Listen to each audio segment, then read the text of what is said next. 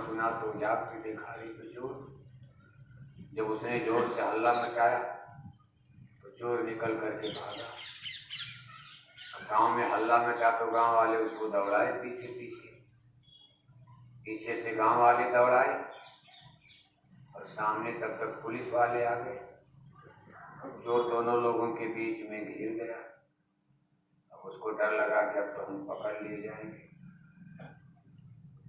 उसने देखा भाई गांव में सत्संग हो रहा, वहां भीड़ जनता बैठी।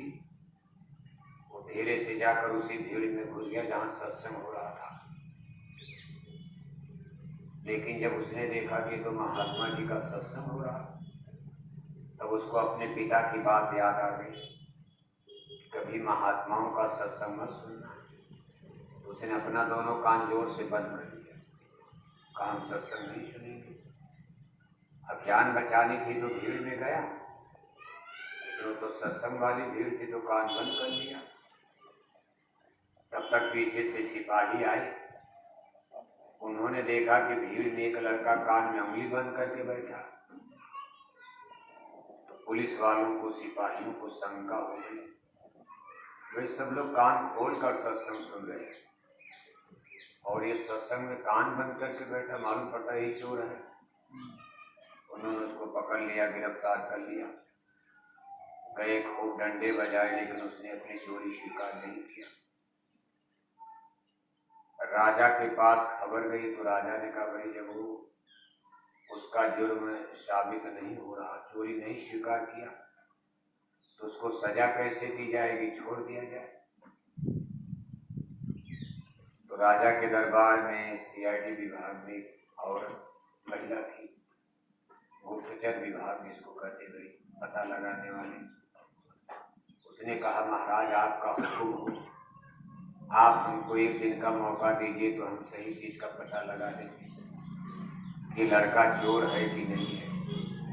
तो राजा ने कहा भाई एक दिन नहीं, 2 दिन का समय ले लो, सही जानकारी आप पता लगाओ। अब उस औरत ने देखो अपना 4 भुजा बनाकर चंडी, जैसे देवी देवताओं की आप मूर्ति देखते हो, मिट्टी की बनती है, पत्थर की बनती है।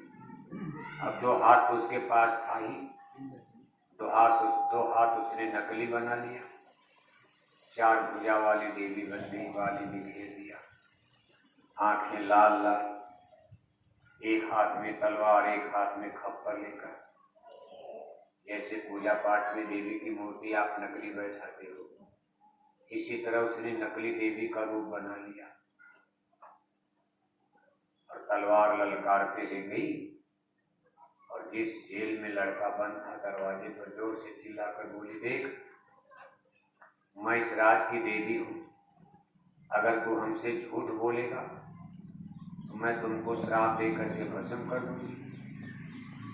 लड़का ने जब देखा तो सोचा वास्तव में कोई देवी आ गई, ऐसी सूरत शकल उसने देखा नहीं था। अब लड़के ने सोचा भाई देवी से झूठ कैसे बोला जाए। उसने सोचा अब तो सही बात बतानी पड़ेगी। तब तक उसकी निगाह पड़ी उसकी परछाई पर। उसने कहा भाई ये तो परछाई है। अब देखो जब महात्मा जी के सत्संग में बैठा तो कान बंद करते करते एक लाइन का सत्संग उसके कान में पड़ गया कि देवी देवताओं के परछाई नहीं होती, जैसे हम आप चलते हैं हमारे आपके शरीर की परछाई बनती है सूरज के विपरीत, लेकिन देवी देवताओं की शरीर पारदर्शी होती है, मिश्री, उसमें प्रकाश की किरणें आर पार हो जाती, परछाई नहीं बनती।